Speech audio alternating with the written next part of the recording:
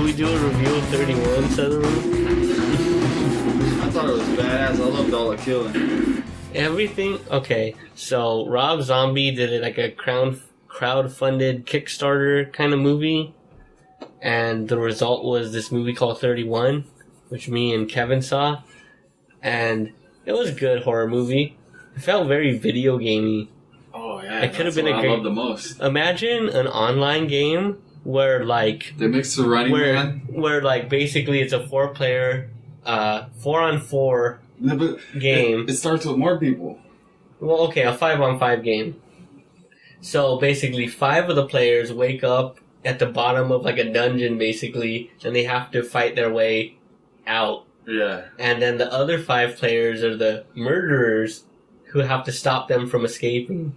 Wow. That was what 31 was. But it's like the murderers, they weren't just thrown into it. They weren't the murderers were like called, they were like people they had used previous like years. They were like hitmen almost. Like just crazies. They're hired nuts. So, okay. I'm drunk, but I'm gonna still try to explain it. Is there like a trailer? Show them the trailer. Okay, that's probably much better. You heard about it? I think I have it. It was bad. I thought it was like Running Man meets House of a Thousand Corpses. It was just the ending that upset me. Oh, that upset me too. So I left just like on such a sour note. Yeah, the ending made me mad. I was like, what the fuck? Really? Sorry. Follows her out and... Well, I don't know what happened yet. Were you trying to watch it? Though? No. No, okay, then it doesn't matter. No, but you haven't actually said what happened at the end. Oh, no. So, yeah. Haven't spoiled it yet. Not yet. Anthony will. What a twist. Everybody loves popcorn. What does that mean? Dude, that was one of my biggest problems in the movie. Rob Zombie is terrible at dialogue. It was fucking disgusting too. The shit he says throughout the movie. It's like, where'd you come? You thought of that? No, all of the like smart stuff he said were just like quotes from other things. Like he would quote, like the bad guys would like quote books and stuff, and it's like okay, but you just like. I just feel like pragmatically, like who cares what you say to a guy you're about to kill? No one's writing it down. No one cares how cool you look. Kind of true. Oh fuck that new Finding Nemo movie. Dory. Sorry. It's about Dory. Okay. Unfortunately, I know all about Dory because I work at a bookstore. So Alan is rich. So we have Dory every day. Do we need to watch one more? No. No, I think that seemed to it. Didn't show any of the kills though. If they have that, then... Yeah, I thought it was gonna be a lot bloodier. The 31 movie. The chainsaw cutting the chicken in half. That was pretty cool.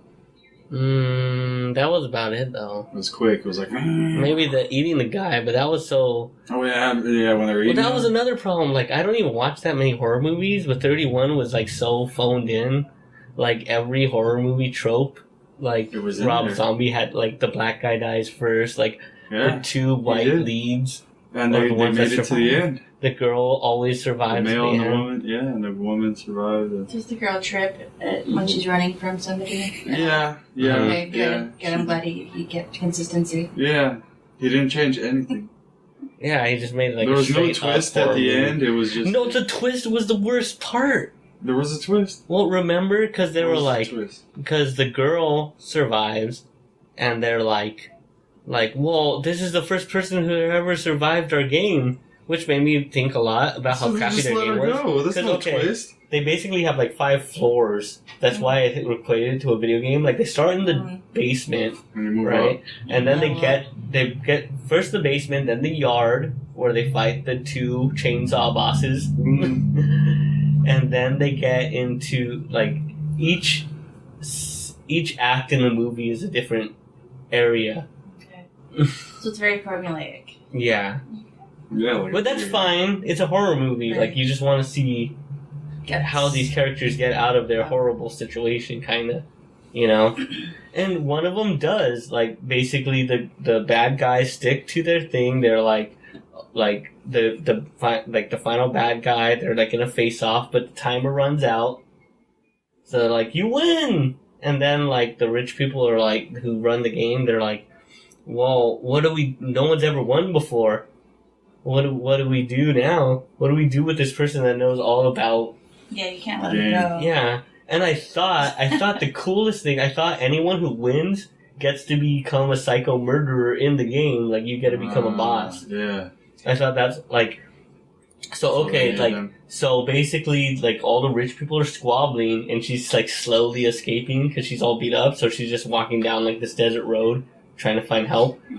And like they don't know what to do with her, like so they spend like hours deliberating while she's trying to escape, and then like I guess they decided something because the final boss, like he's showing up in his like he's following her in his van, because of course a villain would have a van, a creepy ass van with no windows. And then he finds her, and I thought he was gonna hit on her, because it's like now we're both all effed up. Now we've both seen some shit. So, like, do you want to, like, because one of the bosses was a guy and girl combo who were, like, dating. So I thought he was going to use her, and they would both become one of the, which would have been a cool ending, right? Yeah, and then she becomes one of the killers for the next movie. But no, they didn't do it that way. No, like... You don't even know what happens. They ended it on a fucking... And then I thought, also, my other idea was, like, the dude is off work. He's just like, hey, this hot chick needs a ride. No, like, he's crazy, like, so he wants to kill her. But he's all like, no, he's like, hey, we're off work. I'm not trying to kill you no more. Like, that was just my job, baby. Like, like I thought, like, that would be another, like, interesting ending, right? Because it's like, oh, and then what if she takes the ride? So it's like, oh, that's, like, ambiguous, kind of, like, so she could become a killer in the next movie. But then instead, he stops his van as she's, like, slowly, injuredly trying to, like, hobble down the road. And he shows up, he pulls out his, like, knives. And then she turns, like, she hears the knives, like, flick out. So she, like, turns to him. And then it ends. Like, so did the rich people hire him to kill her?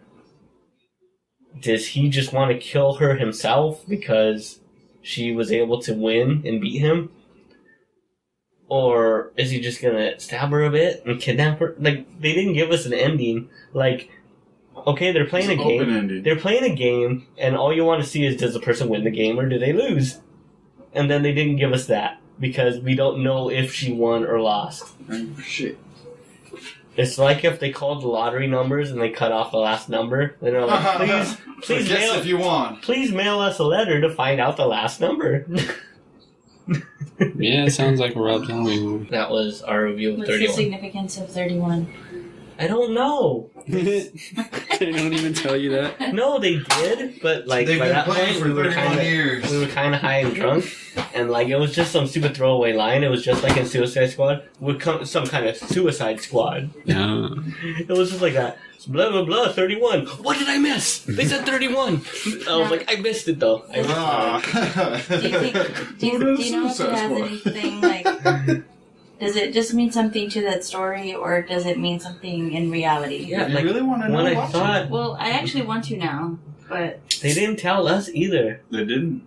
I guess they gas them or drug them or something, so they all wake up in different corners. No, they just strong arm kidnapped him. They fucking ran up and grabbed him. They're tied up, right? Well, you tie them up when you grab them. But then the next scene, they all wake up in like different parts of the basement. They tied him up and then they drugged him or something. I don't know. Yeah, that's what I'm saying. They drugged him and knocked him out somehow. So that they, like, I thought they were gonna be like, you got more points if you kill your friend or something. I just feel like it was... Like, I thought it was like 21. That's the like most famous game named after a number, right? Yeah. Oh, blackjack? Yeah, so I thought, like, when they called it 31, that it meant there's some sort of way to score points or something. No points, just live. Yeah, but then it was like, you have to survive for 12 hours. So, kill the Nazi midget. Excuse me. And then you kill the horny bum brothers that are the clowns. And then you kill the sex addict, the really tall German sex addict with the short-ass wife. And then you kill the fucking You don't kill the crazy dude at the end because he's just too crazy. But he still lost. He lost, he did. He sure because he was so damn crazy and wanted to talk and fucking explain to her why he's getting joy from stabbing her with his butterfly knife. He was quoting his books and stuff. Well, like, okay, I got a lot of time to read and I still want to kill you. That's what he was saying. And I was also really upset because it's like these rich people are putting on this game that takes place like in basements and dungeons and but they're wearing George Washington wigs. Right. No, that's fine. If you want to do rich, weird people stuff, that's perfect. Whatever. Like, there was a comedian that said, like, well, when are powdered wigs going to come back into style? Right? Someone's got to bring it back. But That might have been Louis C.K. Maybe. Sounds like something you say. Now I lost my train of thought completely. I was just thinking about powdered wigs. Rich people can do whatever they want. Sure. Yeah, so they put on the game. They're doing whatever. But they don't even know how to run their own game. Like, they call it 31. It's meaningless. No one's ever survived. How do you bet on getting a game that no one's ever won? Their odds were terrible, remember? No one in Vegas would take those odds. Oh. 300 to 1? Now are they betting? Are they betting on individuals to win? Yeah, no. Each player has different odds on them, and then they bet money. Yeah, so on, I guess, the whole lot of them. They basically kidnap 6 people, and then basically they number them by 1, 2, 3, 4, 5, by how likely they are to win. So they're like, number 1 has 1 to 25 odds. Number 2 has 1 to 60 odds. And that's based on physical stature and what they know about their mental. But that implies that some bookie is keeping track of who wins and who loses, and ethnicity. Black players tend to have better odds. I don't know why. So when they kidnap them, they have to weigh them, height them, take a drug test. They basically have to go through a draft before they start the game, right? No, I don't think they get down to that.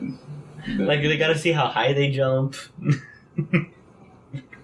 Their arm length. Their fat to muscle ratio. But anyway, the thing that bugged me the most is that okay, we're these rich people watching these guys try to kill each other. There's no cameras anywhere. How are they watching them? Yeah. They made absolutely no reference to any cameras watching these people. Are they so old-fashioned? Like, what? Is there a guy on a horse that, like, oh, this is a crazy fight, and the horse mail? Like, because they're with the powdered wigs? Like, are they doing the whole... It's on 8-track tape being popped in. Like, maybe they just have some, like, microphones, like, and they're like, ooh, radio. We stopped at radio. Because they don't make any because it's kind of found footage. Because it's like these people are supposed to like kill each other in this brutal game. But like they didn't find the footage, it's just it was a movie. So that's why the cameras were there. Like they didn't make any reference to why the cameras would be there watching them fight to the death.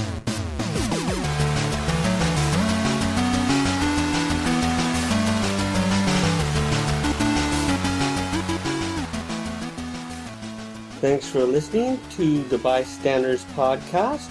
Subscribe to us on YouTube at youtube.com/GameMusicForAll. You can find links and show notes from today's episode at thebystanderspodcast.com. Follow us on Instagram at thebystanderspodcast and on Twitter at TBSPodcast. And you can support the show by subscribing to us at patreon.com/GenoBoost.